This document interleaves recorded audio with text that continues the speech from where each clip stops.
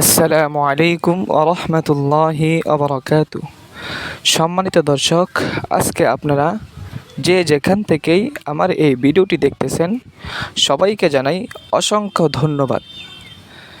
সম্মানিত দর্শক, আজকে আপনারা এই ভিডিও থেকে জানতে পারবেন মাগরিবের 2 রাকাত নফল নামাজের নিয়ত আরবিতে কিভাবে করতে হয়। তাহলে আসুন জেনে নেই।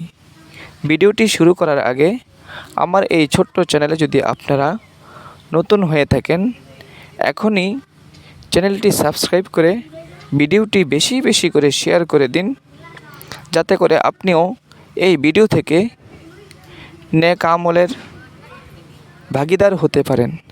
তাহলে আসুন আমরা জেনে নেই মাগরিবের 2 রাকাত নফল নামাজের নিয়ত আরবিতে কিভাবে করব।